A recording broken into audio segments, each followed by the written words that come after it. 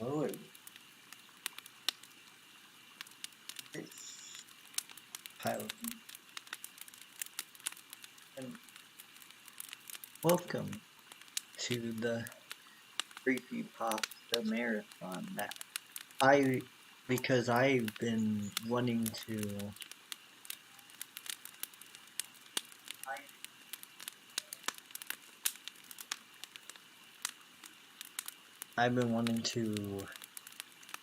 read some creepypastas for a while because I haven't made a continue to this series for a while.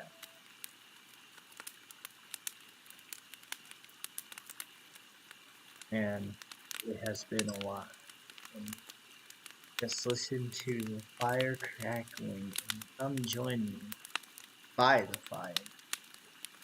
We're going to read some Pokemon creepypastas that are going to be hilariously bad. But I got a whole bunch of creepypastas to read. Granted, I did not pick them. There's just a lot of Pokemon creepypastas. And I don't have a soothing voice to read creepypastas. But if you're here with me, then you're gonna have to get used to my voice as we go into. So I think I'm gonna go down the list, the trending ones, and then I'll go from A to whenever I want to stop, depending on how bad the creepypasta is. So I'll go by the trending one. And you guys might know this one. It's Lavender Townsend, which I actually believed as a kid because I listened to it as a kid. And I believed every creepypasta was real, and I was scared the hell. I was scared of every creepypasta. But let's get into this. Maybe I should have you guys watching it while I'm reading this.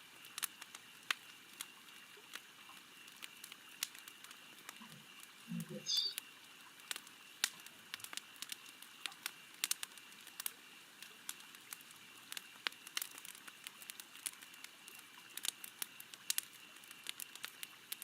By the way, I found this campfire one, that relaxing white noise. Oh, it even says on the bottom. Oops. I can't full screen it, apparently.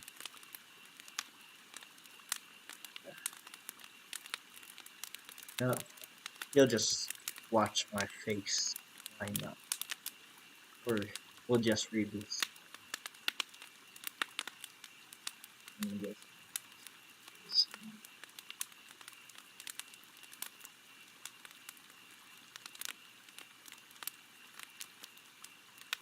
Okay. Get out your books, ladies and gentlemen, because we're reading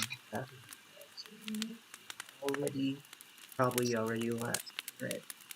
The Lavender Town, as known as Lavender Town Tone or Lavender Town Suicide, was a peak in suicide illness of children between 7 through 12.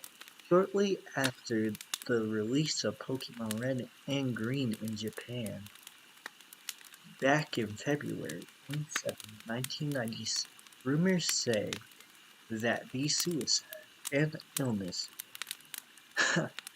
only occur after the children playing the game reach Lavender Town scene, whose theme music had extremely high frequencies that studies showed that only children and young teens can hear, since their ears are more sensitive.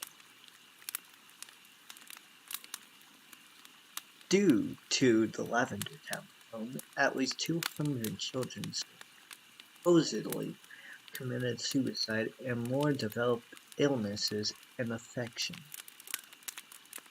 afflictions. God dang.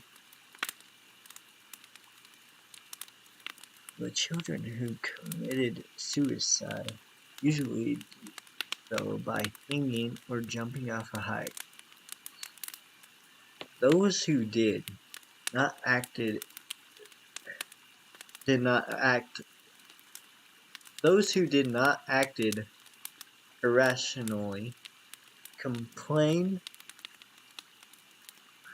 of severe headaches after listening to lavender sound. Although Lavender Town now sounds differently depending on the game, this mass hysteria was caused by the first Pokémon game released. After Lavender Town tone incident, the programmers have fixed Lavender Town theme music to be at lower frequency. And since children were no longer affected by it, one video appeared in 2010 using special software to analyze the audio of Lavender Town music. When played, the software created images of unknown near the end of the audio. This raised controversy since the unknown didn't appear until the Generation 2 game, Silver and Gold and Crystal. The unknown translated to Leave Now. There is also a beta version of Lavender Town. It is said the beta version of Lavender Town.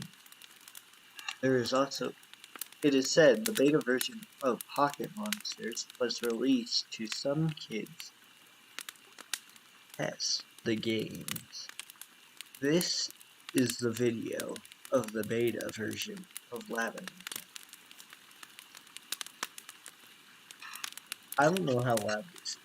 I'll just turn the audio down, pause the campfire real quick, and if you don't want to listen, just plug your ears or unplug your earphones. Okay. This might be loud, so I'm going to turn down my volume. Just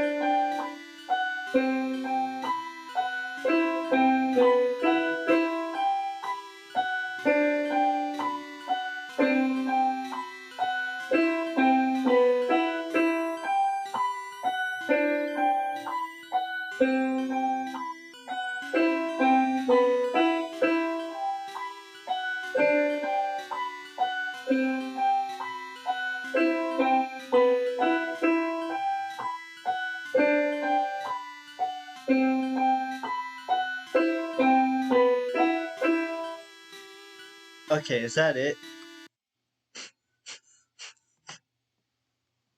Okay, that was the whole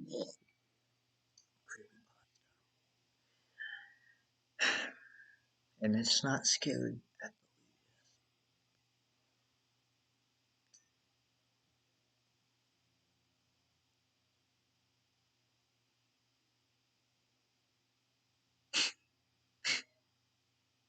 Me when I was 10 listening to this song but not getting any suicidal thoughts. Maybe I am immortal.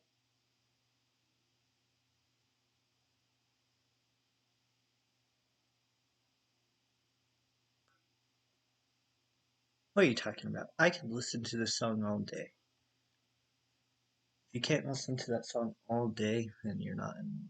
Okay, next one is gonna be either Pokemon Black or Ash's Coma.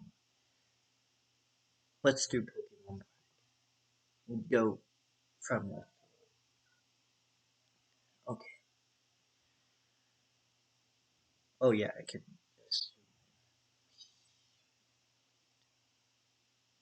Okay.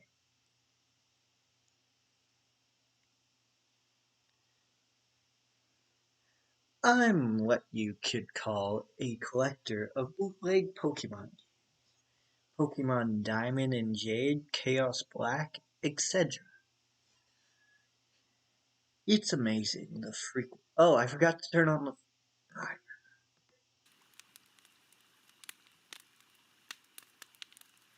It's amazing the frequency with which you can find them at pawn shops, Goodwill, flea markets, and such. I haven't been able to find them. You lucky dog. They're generically fun, even if they are unplayable, which they often are. The mistranslations and poor quality make them unintentionally humorous.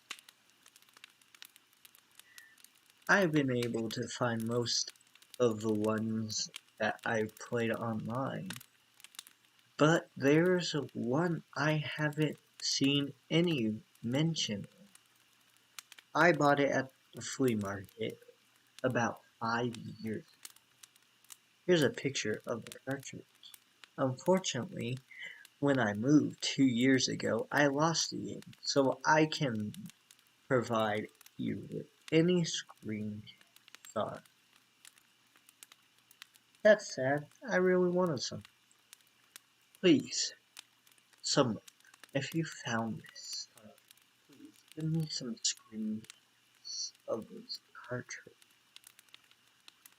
This guy lost his cartridge, and I need to see the screen. Thank you.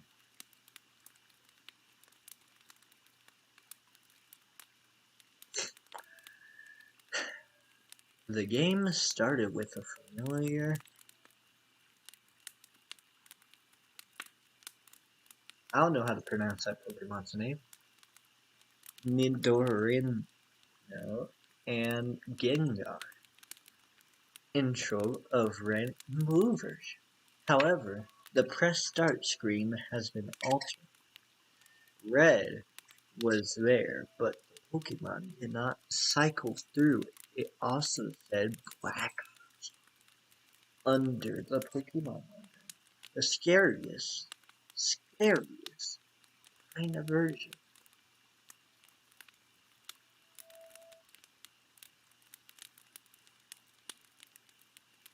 Upon selecting newbie, my nose is clogged. Upon selecting newbie, game started.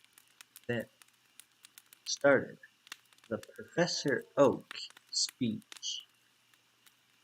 Oh, the game started the Professor Oak speech, and it quickly became evident that the game was essentially Pokemon Red. After selecting Get Started, if you looked at your Pokemon, you had an addition to Bulbasaur, Charmander, or Squirtle. Another Pokemon, Ghost. Pokemon was level 1. It had the sprite of Ghost that are encountered in Lavender Town for obtaining the Slifscope. It had a 1 attack curse. I know that there is a real move named Curse, but the attack did not exist in Generation 1, so it was hacked. Are you scared already?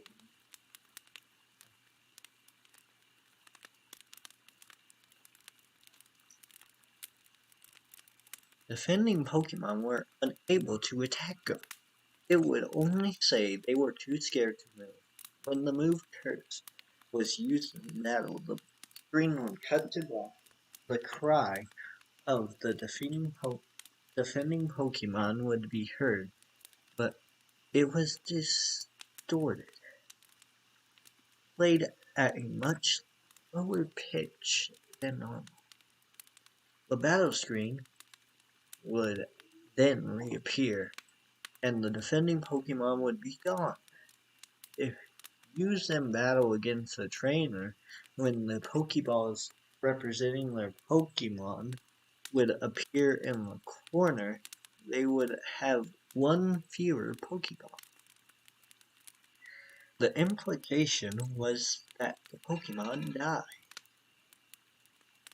What's even stranger is that after defeating a trainer and seeing Red receive $200 for winning, the battle commands would appear again if you select run. The battle would end as it normally does. You could also select curse. If you did, upon returning to the overworld, the trainer sprite would be gone.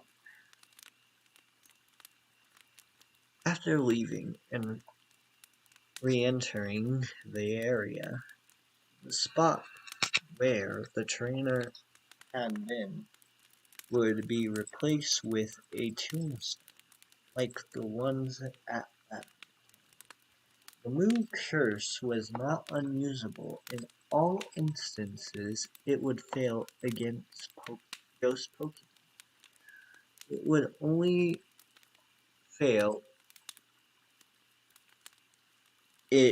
when it was used against trainers that you would have to face against, such as your rival Giovanni. It was unusable in the final battle against them. However, I figured this was the gimmick of the game, allowing you to use previously uncaptured ghosts, and because Curse made the game so easy, I essentially used it throughout the whole event. The game changed quite a bit after defeating the Elite Four. After viewing the Hall of Fame, which consisted of Ghost and a couple of Pokemon I used for HMs, screen cut to black. A box appeared with the words, "Many years late." It cut to 11:10. An old man was standing, looking at Tombstone. You then realize this man was your character. The man moved at half of your normal walking speed. You no longer had any Pokemon with you, not even Ghosts, who up to this point had been impossible to remove from the party. Though disappointing in the PC, Overworld was entirely empty. There were no people at all. There were still the tombstones of the trainers on, however. You could go pretty much anywhere in the overworld. At this point, though your movement was limited by the fact that you had no Pokemon to use HMs, and regardless of where you went, the music of Lavender Town continued on an infinite loop, because that's the only one that people are. After wandering for a while, I found that if you go through Diglett's cave, one of the cuttable bushes that normally blocks the path on the other side is no longer there, allowing you to advance and return to Mallet Town. Upon entering your house and going to exact tile where you started the game, the screen would cut to black. Then a sprite of Caterpie would appear. It was replaced by a needle, and then a Pidgey. I soon realized as the Pokemon progressed from Rattata to Blastoise that these were all Pokemon that I had used Curse on. After the end of my rival's team, a youngster appeared and then a bug catcher. These were the trainers I had cursed. Throughout the sequence, Lavender Town music was playing, but it was slowly decreasing by the time the rival appeared on screen. It was a little more demonic around. Another cut to black. A few moments later, the battle screen suddenly appeared. Your trainer sprite of an old man. Same one as the one who teaches you how to catch Pokemon in Viridian City. Ghosts appear on the other side along with the words Ghost to fight.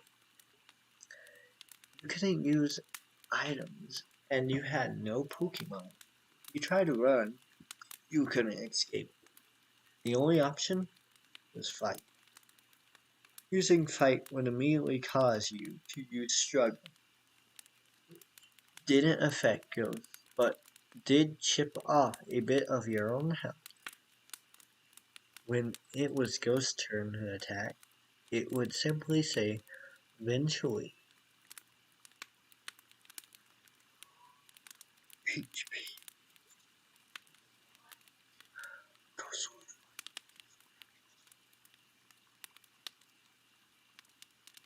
Oh, it would say dot dot dot.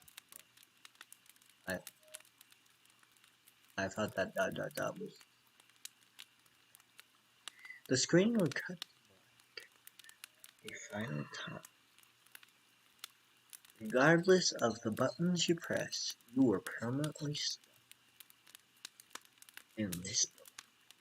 At this point, the only thing you can do is turn your Game Boy off. When you played New Game was the only option. The game had erased the file.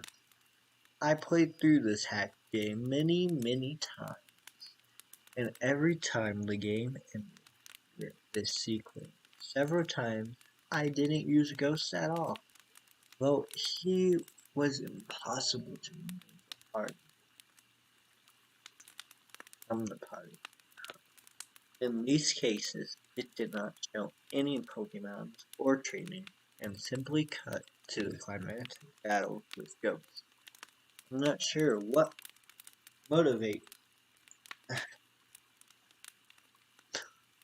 the motives were behind the creator of this hack. It wasn't widely distributed, so it was presumably not for monetary gain. It was very well done for a bootleg. It seemed he was trying to convey a message, though it seems I am the sole receiver of this message. I'm not entirely sure what it is. The inevitability of death? The pointlessness of it? Perhaps he was simply trying to morbidly inject death and darkness into a children's game, like Creepypasta writers. Regardless, children's game had made me think, and it has made me. Original author unknown. Wow. Maybe you guys can't sleep anymore. Maybe that was the one that made me not sleep. I'm not trusting it. I actually didn't find this that creepy. There are many creepypastas better than this. But hey, at least it's not Jeff the Killer. Which, in my opinion, was terrible. I agree. If you have no Pokemon, you still can fight. Wait, it's Generation 1. Never mind. Okay.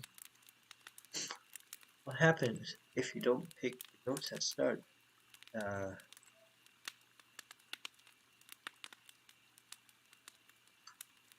He explains it right here. I'm not. Prudence, honest, memento mori.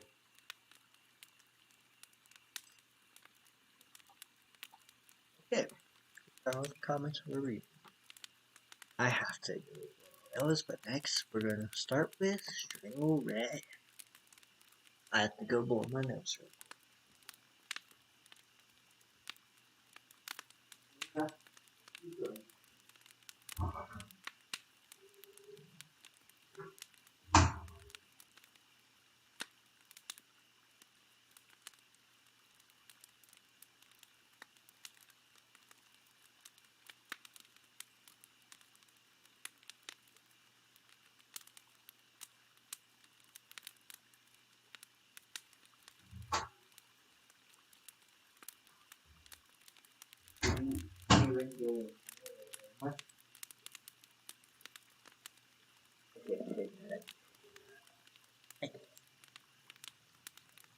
Okay, this one I actually was scarred with as a kid, because I believe this one, and I was scared of this one, and Hypnos Lullaby. I already reviewed Hypnos Lullaby, so we'll skip that one. But, man, nose is just funny. But, man, this campfire is actually making me sleep. There are tons of stories out there about hacked Pokemon games. Some of them are really quite neat, such as the one about a version where you get ghosts as a starter. Hey, we just read that one. Are you the writer of that one?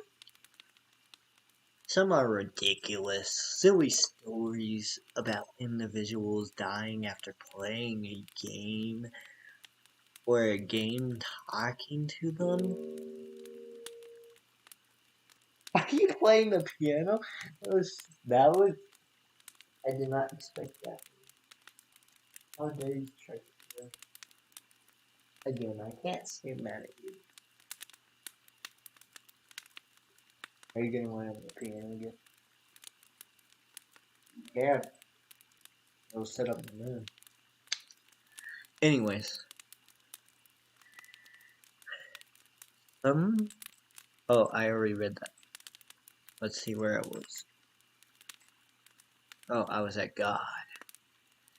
Don't these writers know less is more when it comes to these stories? Ah, well, I digress.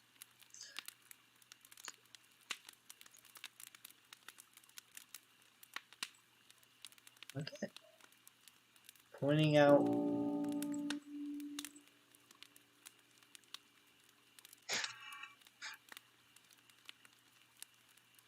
it's a cute one. I grew interested in these hack games that are apparently in any thrift store, on eBay, or handed out by homeless people to random passerby.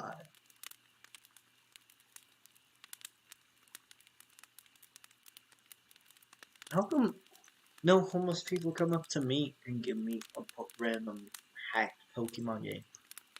Come on, homeless people. It's me, Pilot B. You have to give me some homeless game. I mean, hack game. You can give me a homeless. I didn't have the pleasure of meeting people. I merely found this particular cartridge in a trash bin when the garbage truck backed into my neighbor's dumpster. I noticed the game and asked the trash man if I could take it, and he didn't say no. It was thrown away after all. I of course checked with my neighbor to confirm if they actually didn't want it, though they seemed perplexed, as if they'd never even seen it in their life. Their son made a grab for it, a little boy who saw a Charizard on the cover crying out, "Pokemon! I want it, Mommy!" But his mother told him no, seeing as I found it. He didn't even have a Game Boy anymore. He just liked Pokemon. Thinking nothing more, I simply go down. I, I, I simply. This one's a long one. I simply went home looking at the cartridge with the sticker on the way. Just okay.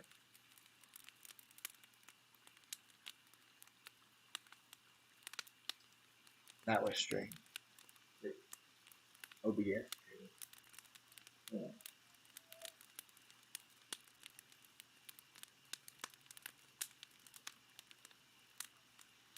Okay. Thinking nothing more, I simply went home. Oh, I heard it.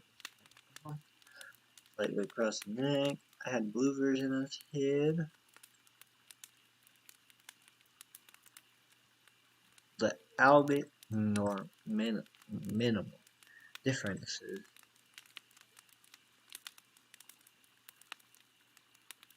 Red version had. I was rather disappointed by what I saw when the title screen showed up.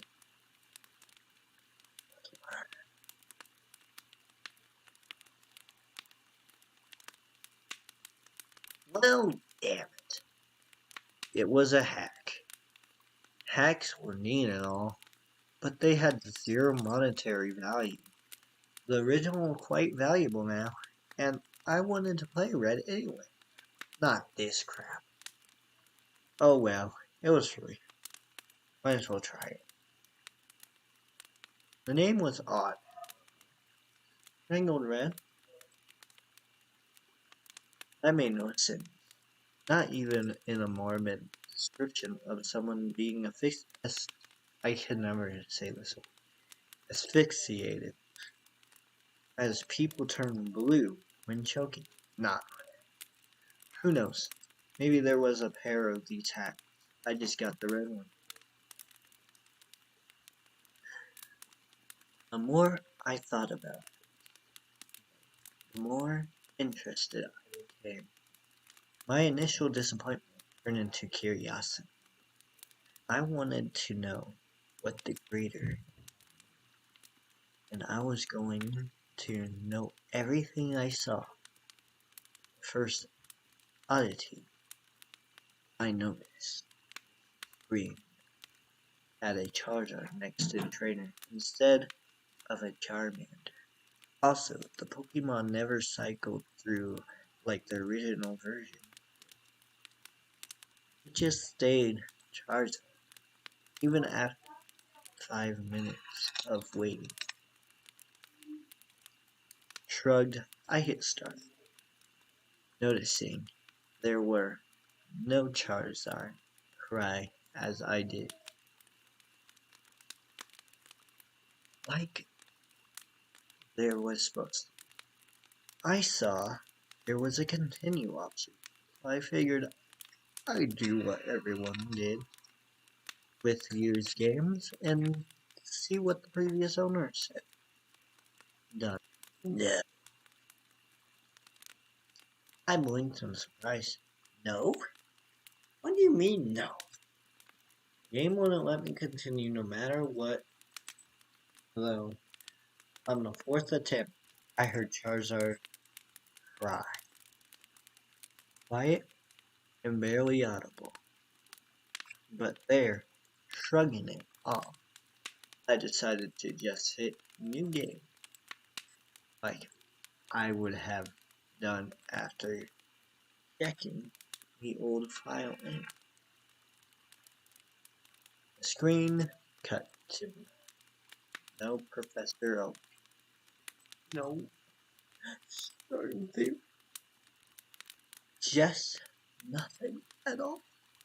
Eventually, the screen came back, showing a bedroom, 2 beds, 3 TVs, and a computer in the corner. My trainer's right. Unusual. The usual.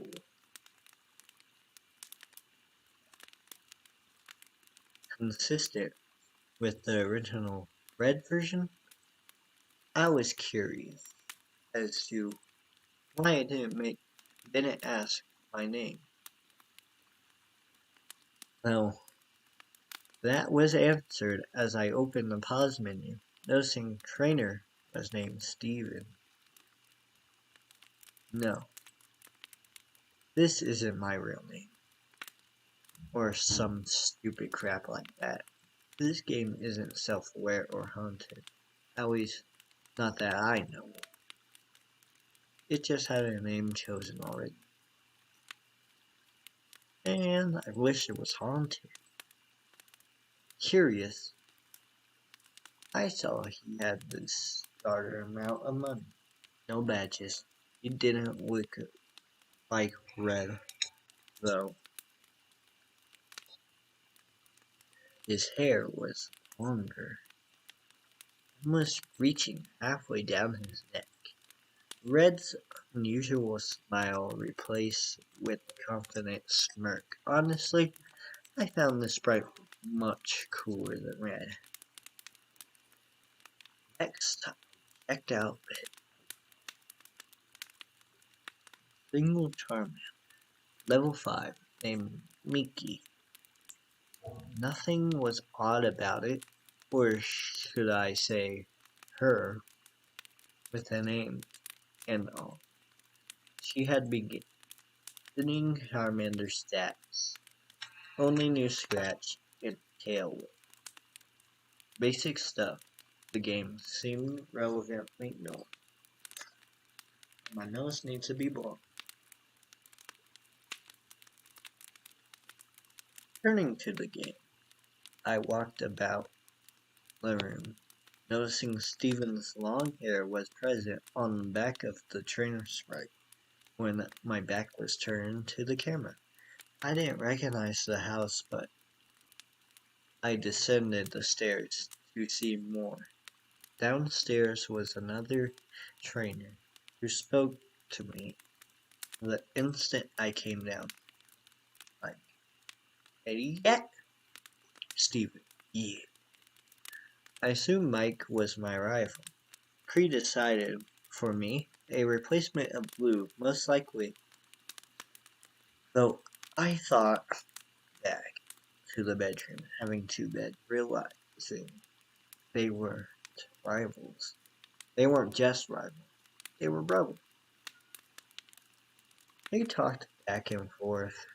Basic Pokemon dialogue. Become a Pokemon master. Catch 'em all. Stuff like that.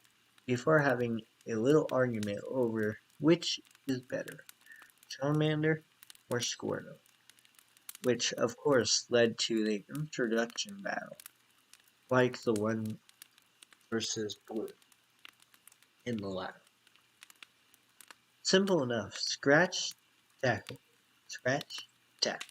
till I won purely for having the first turn. I took note of how much better Steven's sprite looked in combat than Red. A different pose, his hair looking like it was blowing. A brief, minor upgrade, but still much nicer.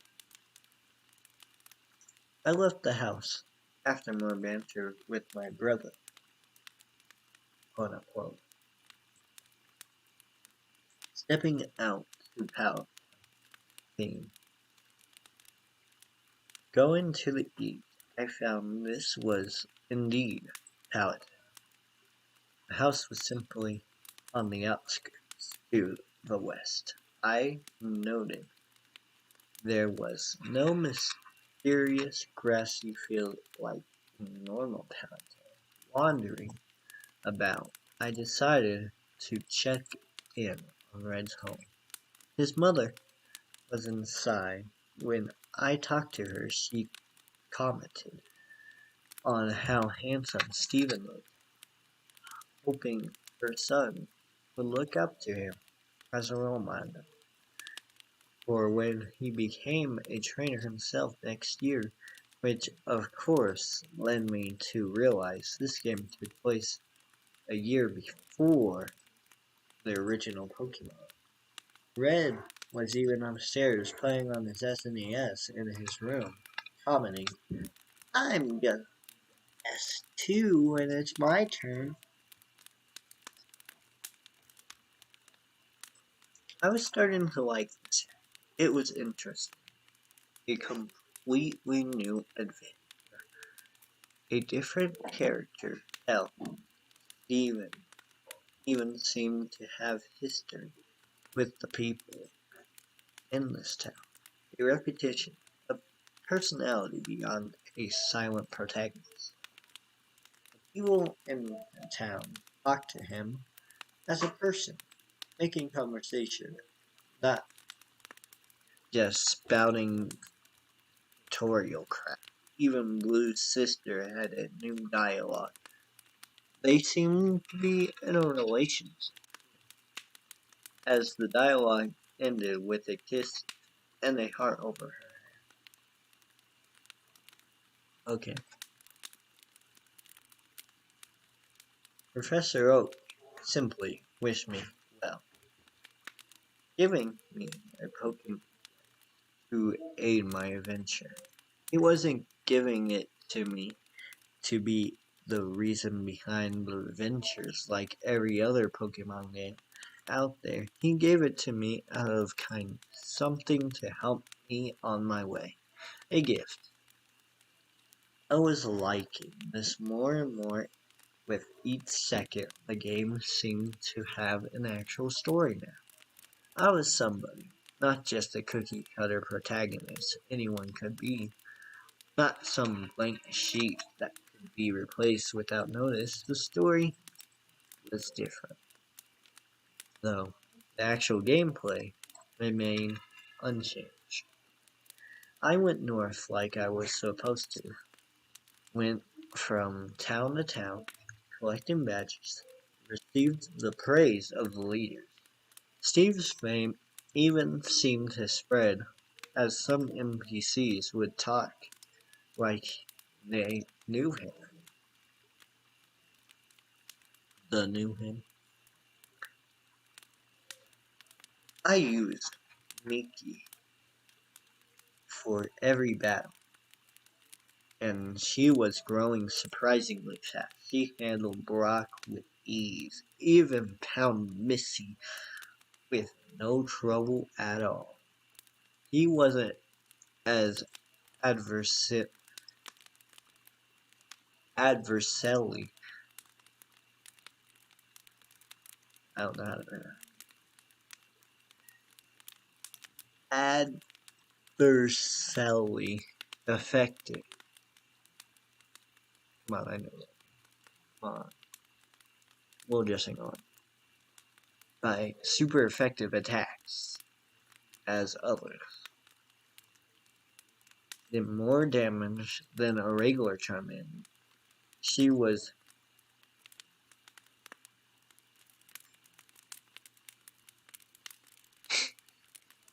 a veritable powerhouse. She even became a Charizard at the mere level of 25. Not bad at all, I must say. things started to get weird. Though, as soon as I reached Lavender Town, I know, Lavender Town is the focus behind every creepy story and the like. But it was the only place that had a noticeable difference. There was no Team Rocket invasion, which I found odd. Oh, I did remember this was a year in the past, so the invasion wouldn't occur until Red's time.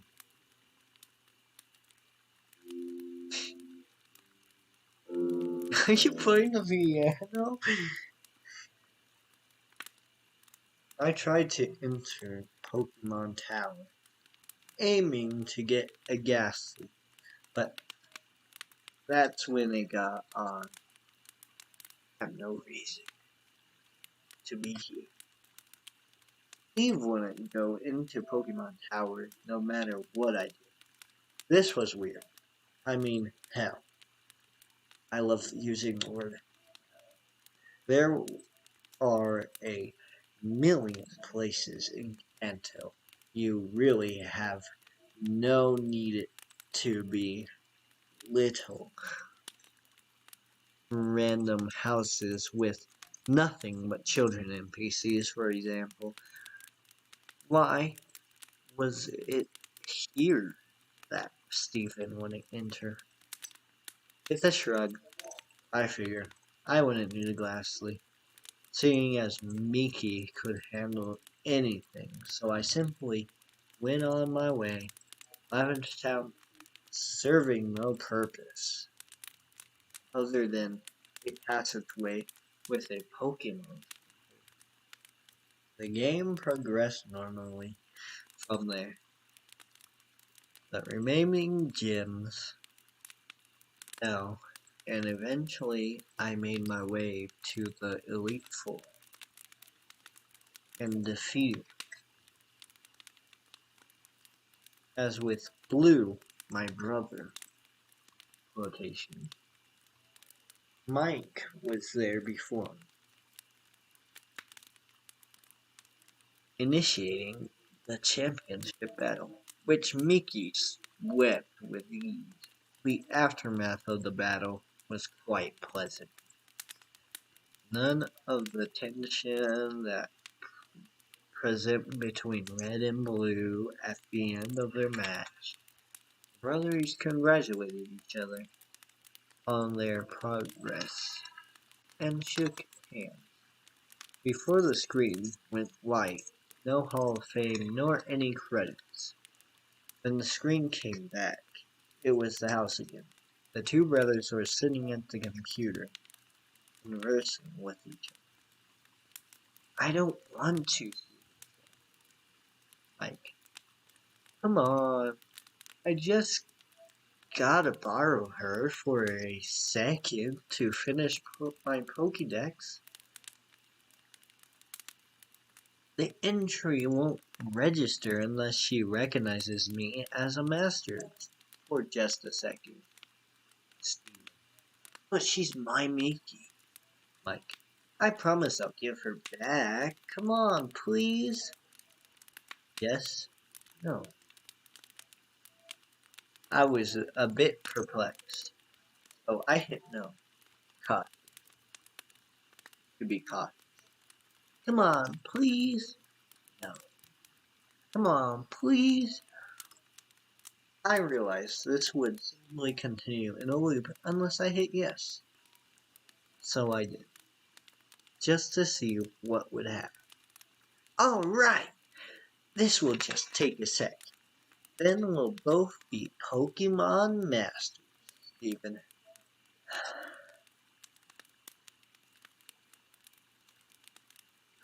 The screen changed to animation shown when two people trade Pokemon, which I found a bit weird seeing as I was solo.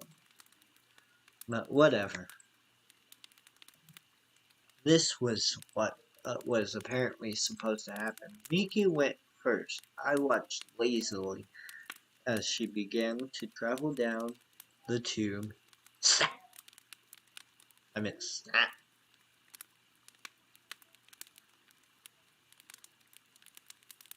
That made me jump. A sudden noise resonating in my silent bedroom. Loud due to the volume being way up. Looking at the screen, I noticed the game had seemed to freeze.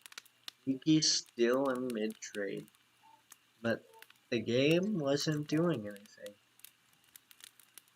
With a sigh, I just turned off the game, wondering when my last save was. When the game turned back on, I started it for a moment. I stared. Why did I say start? I stared for a moment at the screen. There was no Charizard next to the trainer. Upon pressing start, I saw new game option was active, leaving only continue. This was strange to say the least, so I selected it. The game stared without starring, without even showing me my stats as usual. My jaw dropped at what I was greeted with. 1 year later, 11 team. One team came first. Playing its normal way, the screen slowly faded from. Steven was in Pokémon Tower, which made the music even stranger. Seeing as the tower had its own theme, he was standing in front of the tombstone, not doing anything, wondering what was going on. I pressed A. Steven. I know. That's what Steven said.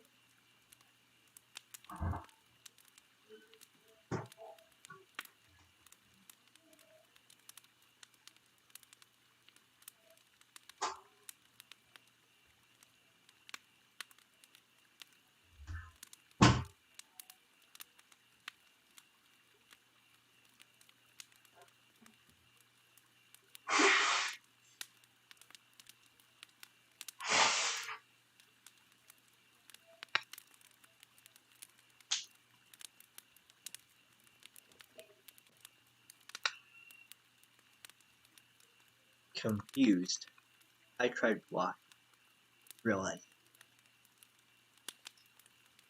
I was indeed in control of the moment. I brought up the pause and checked. Mickey was gone. Not just Mickey, all Pokemon. He had nothing. The Pokédex was absent from the menu. His bag was empty, honestly concerned now. I checked his trainer card. He had no money. He had no badges. His playtime was 8,795 hours, which was impossible, as I had only 30 while I didn't before. But that wasn't the strangest part. His picture of the handsome, confident, young, different.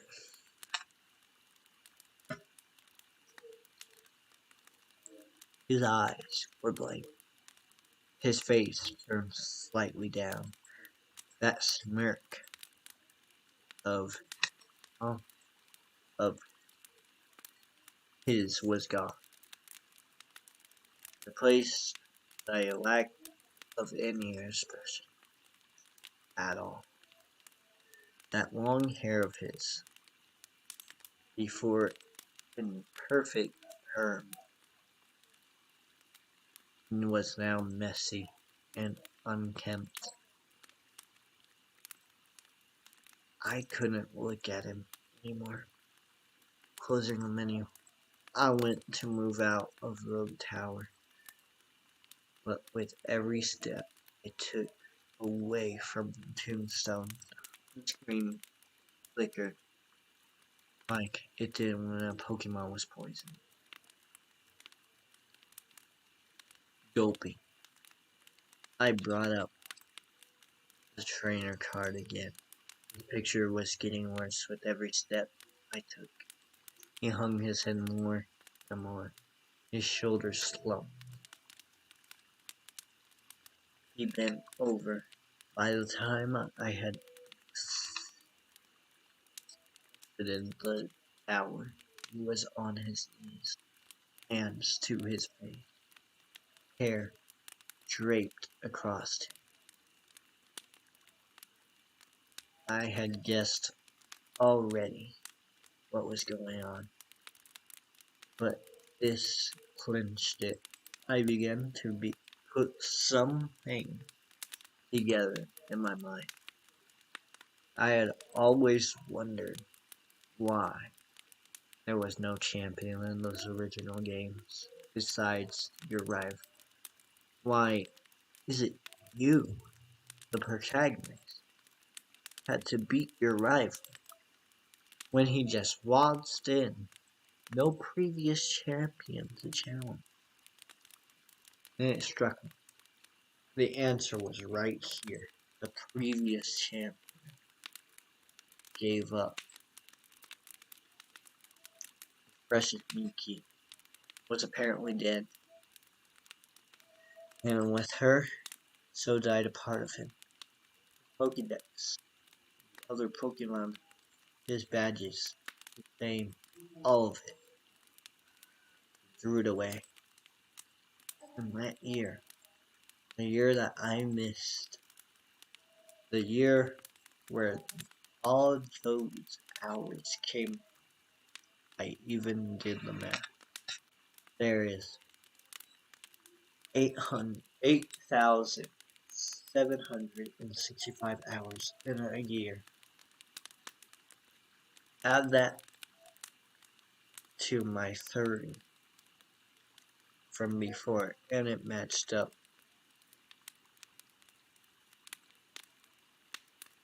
Even so, the game kept going. This should have been an ending, I thought. I mean, what else?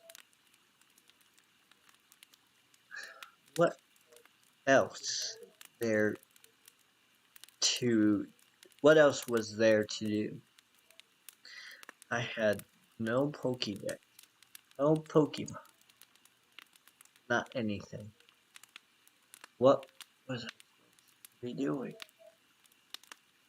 I talked to everyone in the town, but they all said similar things. Are you okay? Still mourning, I see.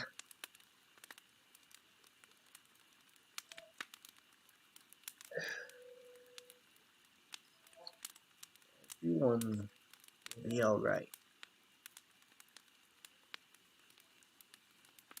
Please, is there anything we can do? I was trying to do different ways.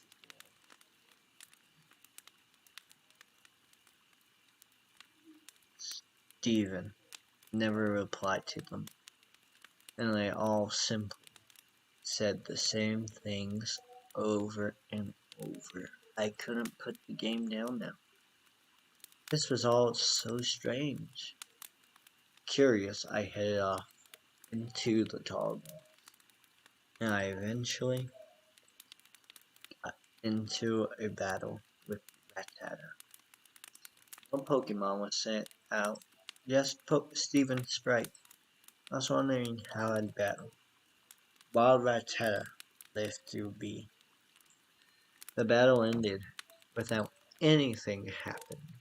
This was certainly interesting, and it happened with every Pokemon I encountered. Wild Pidgey, ignore you. Wild Ponyetta wandered off. The music never changing no matter where I went.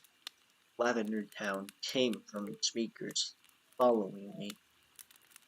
Sometimes slowed down slightly, sometimes not. I searched everywhere, every town, talked to everyone, wondering just what the hell I needed. My frustration was mixing with the depressing atmosphere of all this, making the experience altogether unnerving and uncomfortable. I couldn't tear myself away. I starting to get a bit angry though. Nobody telling me anything besides giving me their condolences and trying to give me items like lemonade or coffee, each met with no. I slapped myself for idiocy. Idiocy. Suddenly, realizing how the likely answer was right in front of me. Town, of course. When I went, which took a long time having to walk, no Pokemon to fly with, no bicycle to ride, and Steven only seemed to move half the regular movement speed. It wasn't much different. I first tried talking to Professor Oak. These things happen. You are just unlucky. Next I tried Blue's sister. Please, don't leave home again. Which Mom wouldn't even talk to me at all. With nowhere else in mind to go, I walked the west, finding the house from the beginning, which I had never entered since leaving Pallet Town. Inside was mine, but talking to him just as useless. I'm so sorry. I pondered for a moment if this really was the ending. Stephen doomed to do nothing but roam Kanto in misery, haunted by the memories, forced to listen to everyone's concerns about him. As a last-ditch effort to do anything, I went to the bedroom and walked over the bed. I'm going to sleep. The scream faded to black for a moment, but then slowly faded back in. The world having black to do to it. Mike's sprite laying on the other bed. I assume this meant it was night. Do what? Again, I had no idea. Tried inspecting everything in the room. Nothing happened. As soon as I left the house, another dialogue. Steven, it can bring her back. It can do anything. What the hell was it? I seriously walked saying the word hell for some reason in this story. Something that could do anything. I couldn't for life figure it out. Wandering about, I tried to leave Pallet Town the usual way. Steven, not that way. He wouldn't go further. Tried home. Screw them, Steven said. I quirked my eyebrow at that, forgetting for a moment this was not a real Pokemon game. The Vulgarity just took me off guard. I continued to look around, but there was nowhere I could go until I accidentally stepped on the ocean, and Stephen walked right in. Only the upper half of his sprite-like swimmers you encounter in the Cerulean Gym. I didn't know he could swim. The missing one. Missing one? I paused for a moment. No, impossible. That? I hadn't tried missing no on this hack yet, but it just fit too well. That had to be what meant. I surfed all the way towards Cinnabar.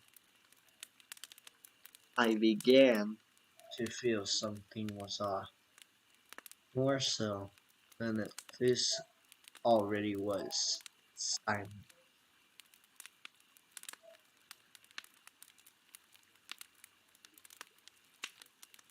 Lavender Town's had stopped. There was no noise at all. Nor were there any Pokémon. I just kept going, finding Cinnabar and surfing up and down the east coast. Hello and lo and behold, Wild Missing Note appeared. My! Wild Missing Note. The hell? Steven didn't do anything. Didn't even stop me from saying hell for like the millionth time in the story.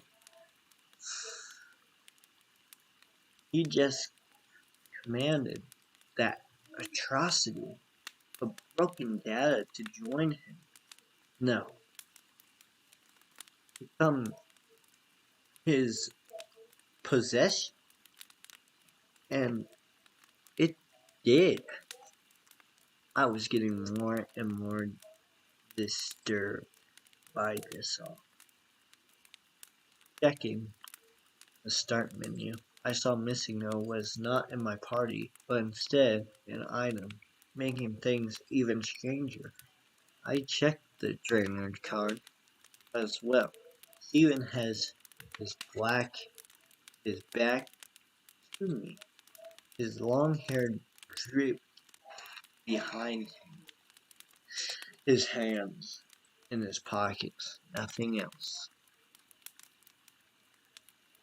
Remembering what he said at the start of the night, I realized what I had to do. I surfed to land and made my way to the northeast, where else, Lavender Town.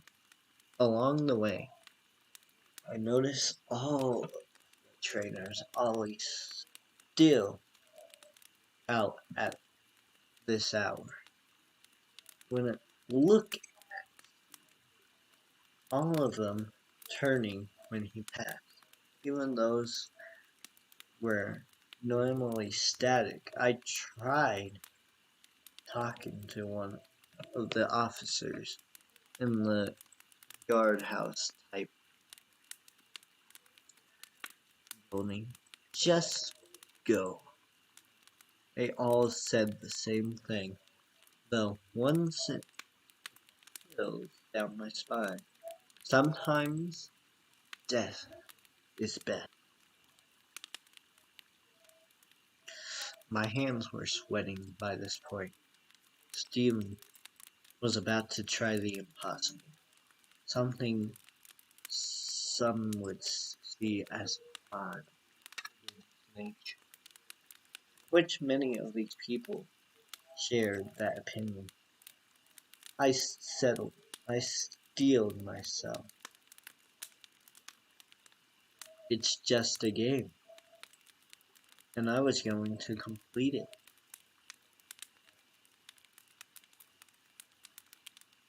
It looked, and eternity. It took an eternity to reach Pokémon Tower, but I got there eventually. Taking a deep breath and heading towards the tombstone, I remembered which one. The image of Steven standing before it was burned into my mind after all. First, I tried to inspect Mickey. Nothing happened. With a gulp, I opened the menu and selected missing note from the bag. Oak, Steven, don't use it! I was reminded of when Professor Oak would magically tell you that you couldn't use a key item somewhere, like when using a bicycle in a building. Well, the message this time was different, even worse. Steven responded to it. In a world that hid me, why should I play Steven used it.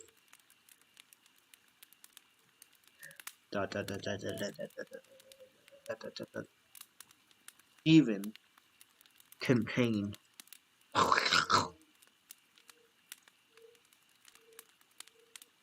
What in God's name did I obtain?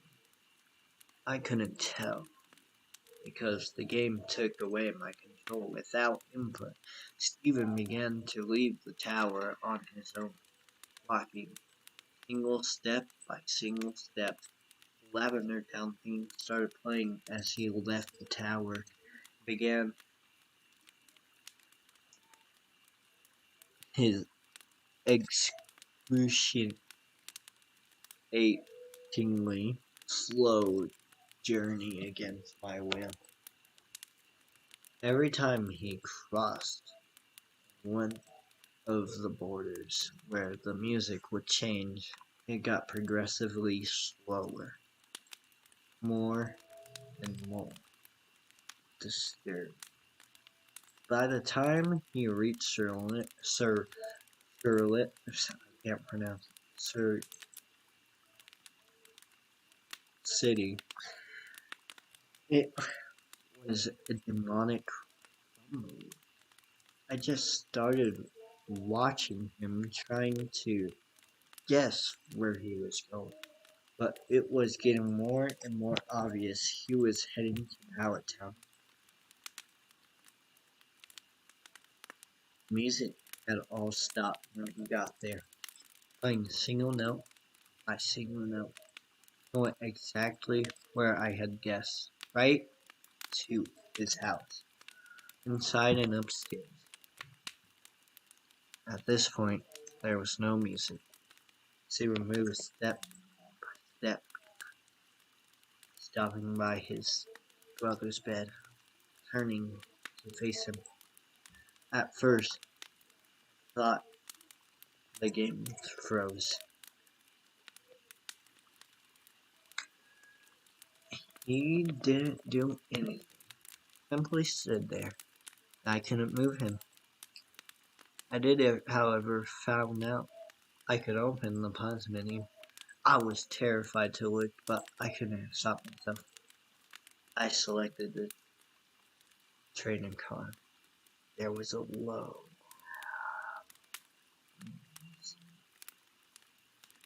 like a distorted Pokemon.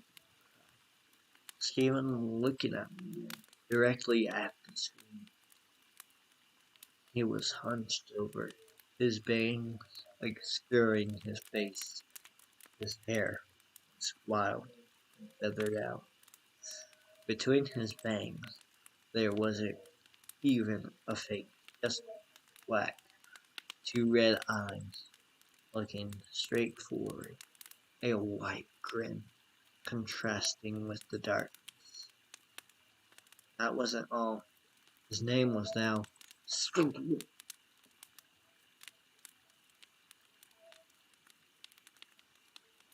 I couldn't look away.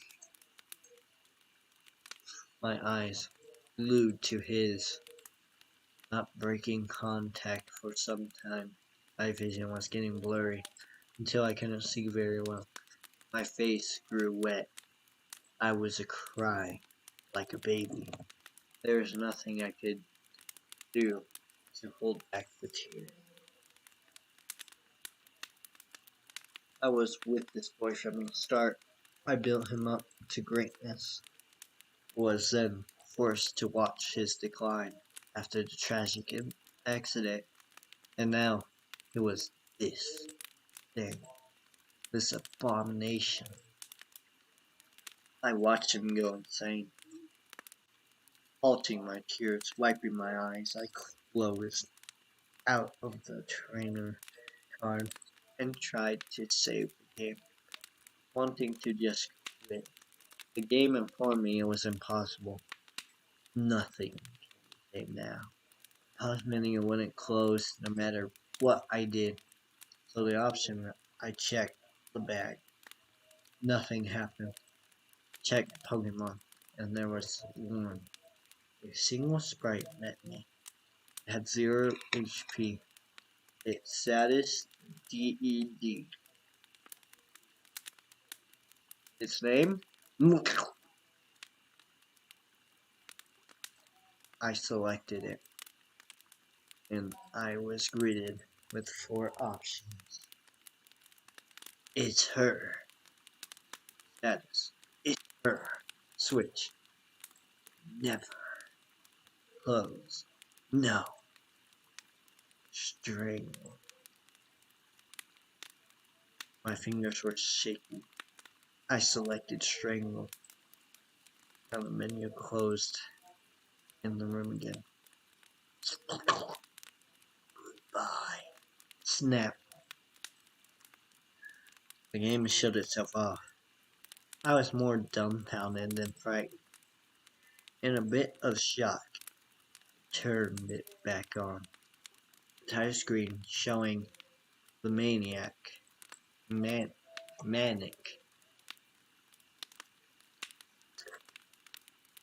and a horribly glitched Charizard. I pressed start, then continue.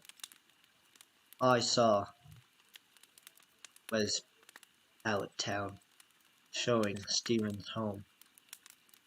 In the west, tall grass surrounding it, those unmovable stones blocking it from the rest of the town.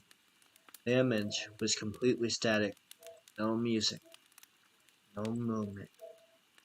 Before fading white, going back to the title screen, it was as it been when it first popped up.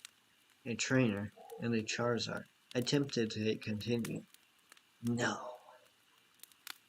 And that was Strangle Red. Holy snap. That was freaking long.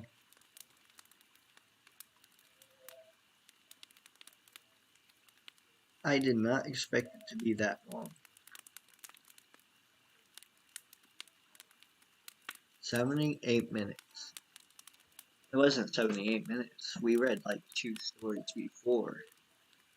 But still pretty long. Holy snap. Let's read the comments now, because we've been doing that now. Let's see this. Oh, first let's show you guys the image. Ooh, spooky. Spooky, scary Steven, and shivers down your spine.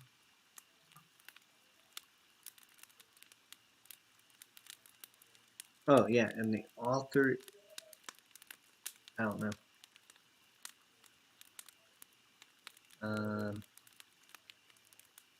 Does anyone know who the author is? I can't seem to find it anywhere. Meaning, wait, I'm confused. Did the guy playing the game stay on the frozen screen for a year and didn't realize it, or it was just in the game? It was just in the game. Ah. Poor Mickey. Stupid Mike. Stupid Mike. Hashtag I hate Mike. He killed Mickey. 10 out of 10? 1 out of 10. Like, I think he died in the training. I know.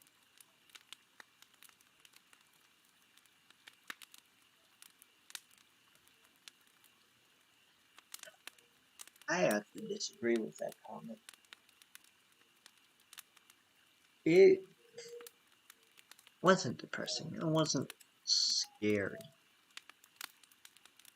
It was just another creepypasta.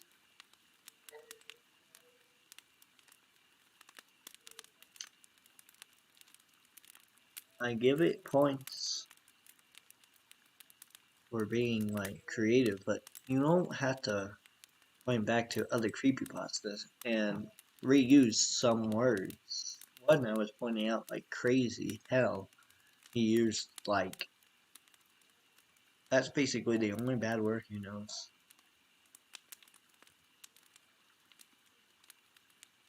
But it was a good read. I mean, long, had some misspells.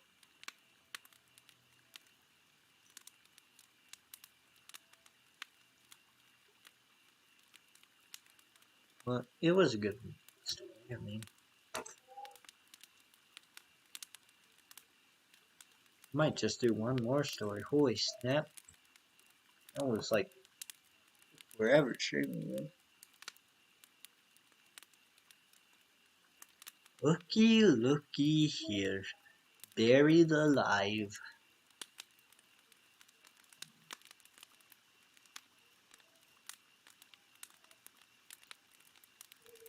We're not gonna watch this one.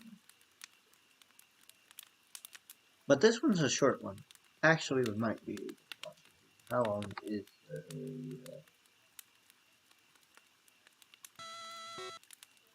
10 minutes?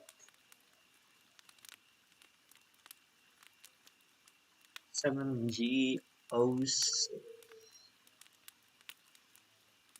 Okay. Might have to turn down my volume for that. Okay. This one's short, sweet.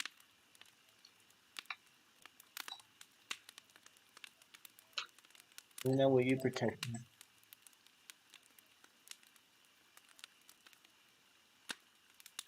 Yeah, good. The Buried Alive model, often referred to as its clone, the Buried Man script, was to be found on the final story of the Pokémon town, in what has now been replaced with a narrative. Final story? You mean the final boss? Go. According to the script assigned to it, the Buried Alive model was intended to be the boss, quote unquote, of Lavender Town. Once reaching to the top floor, the following conversation would have taken place. Buried alive. You're here. I'm trapped and lonely. So very lonely. Won't you join me?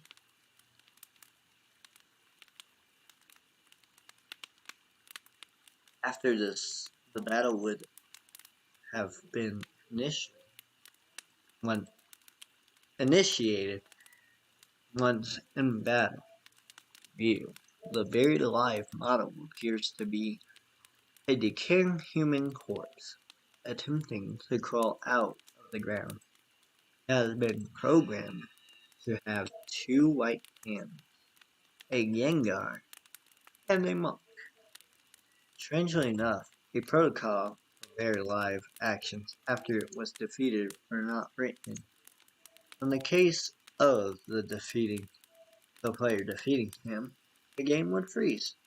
However, a specific ending was written by an unknown programmer upon losing the battle. In the end, the Buried Alive stated, "Finally, let me followed by several lines of dialogue.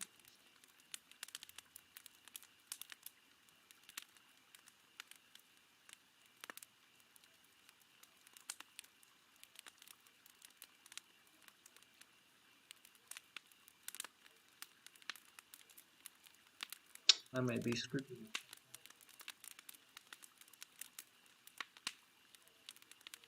He was to have them drag the player character into the ground surrounding him. The scene will finish a typical game over screen. However, in the background, an image of buried alive character devouring the player was to have been shown. Especially strange protocols after the scene, the cartridge was to download this image to voluntarily contain in the Game Boy, overriding the title screen that normally accomplished a Game Boy turning on. Instead, whenever it was started, the player would view this image as the sound file static mesh.wave was played. For the intended purpose for this effect, unlike many of the other factors leading towards Lavender Town syndrome, is unknown.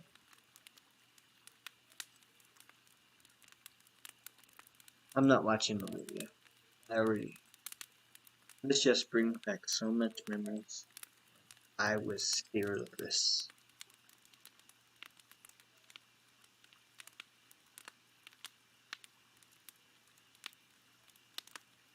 Is that just the fire? Might just be the sound of the fire.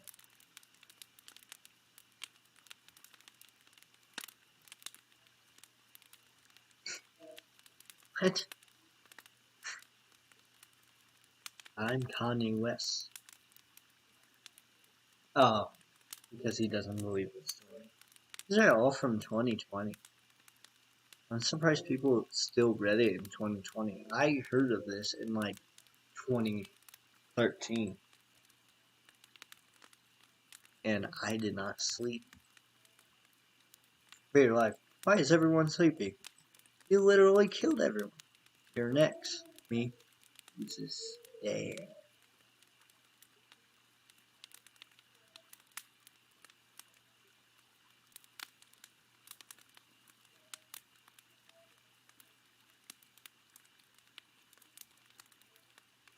I'll see the comic with JoJo reference. Oh, this is a JoJo reference.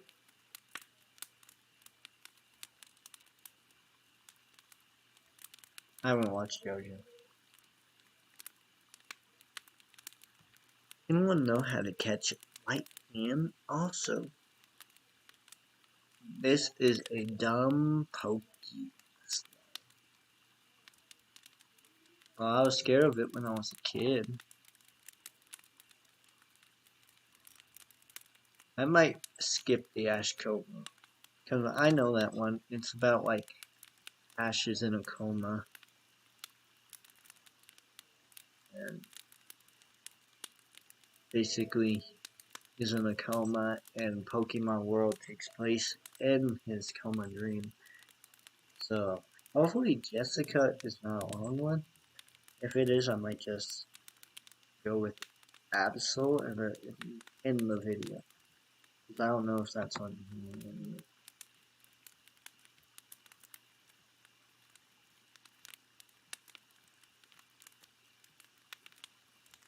Yeah, no, Jessica. I'll just save you for later. If I do another Pokemon one, which is a possibility. I might do Slenderman next.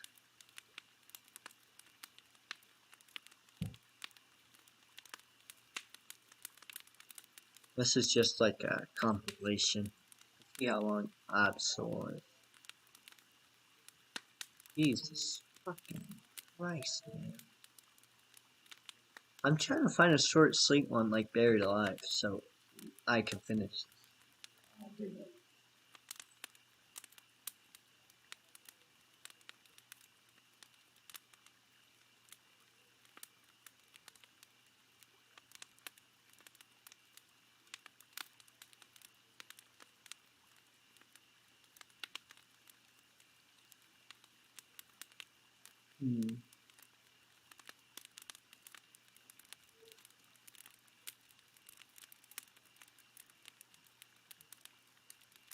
Is this one the short one?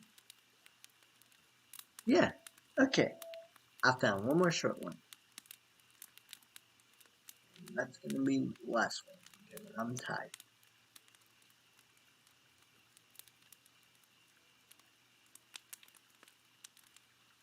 I don't like the one. The ghost animation coded haunted.swf was intended to be placed in several areas throughout the town, including the center of the path on the second floor. However, players cannot interact with it, leaving many to believe that it was intended as a background feature. The ghost animation as well must be viewed in individual frames. It is comprised of 59 total. However, after extracting, around half of these frames have been revealed to be the standard ghost model in Pokémon Pocket Monsters.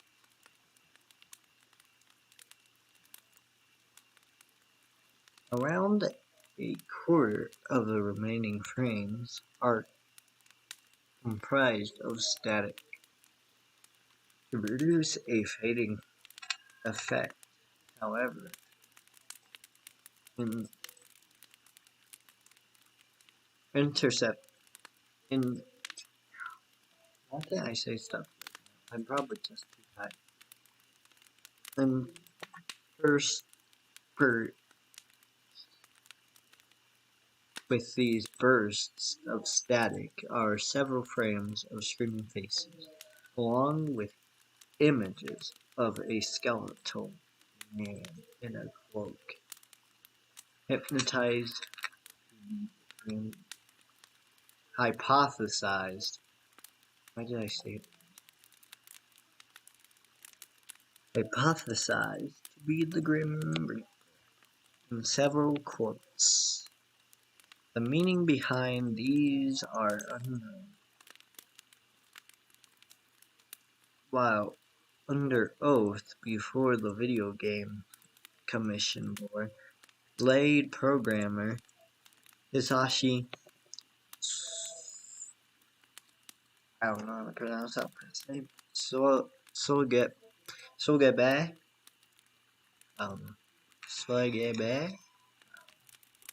testified as having no knowledge as to where these images surface. Out of all phenomenon associated with LTS, this animation is the most speculated on. In this thesis, video games and manipulation of the human mind, Dr. Jackson Turner argued that the images were initially placed due to their brief time appearing on the screen and graphic nature of the frames. Turner theorized these were meant to subliminally influence players into becoming more frightened by disturbing surroundings.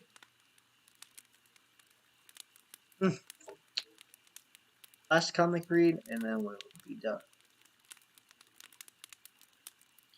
Huh. Okay. What the hell is this?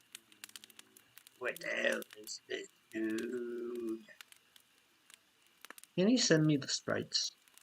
I don't think it was actually true. Oh no. Viewing this animation turned me into a killed corpse.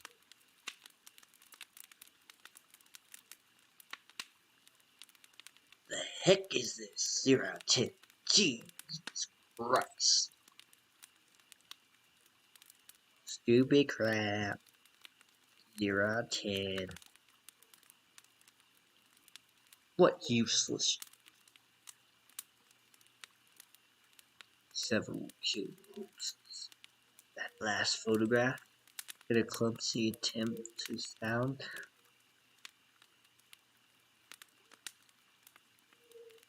authoritative comes off especially cringe. I know, right? This is young.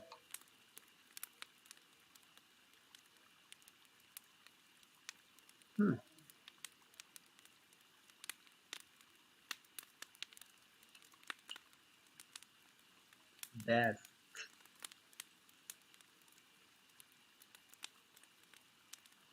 You can improve. There's room for improvement for any creepypasta writer. And maybe you'll write something other than creepypastas. Maybe you'll write like a movie or something, a horror movie, and be better at it. And then make a good horror movie that you didn't know, because some of these are from unknown writers. It might be unknown. And you wouldn't even know if they started off making creepypasta. Next time on Pasta, we'll probably be covering either Slenderman, Death, Squidward Suicide, or Ventrap. And I just saw those two from my corner of my eye, and I remember. Or the Russian Sleep Experiment. I like that one. I actually like that. I haven't read it in a while, but I like that one. Arrest, Slenderman I didn't like. Not right now, at least. Jeff the Killer I never liked. But yeah, next time I'll review those. For now, this is the end. So, bye bees. See you next time.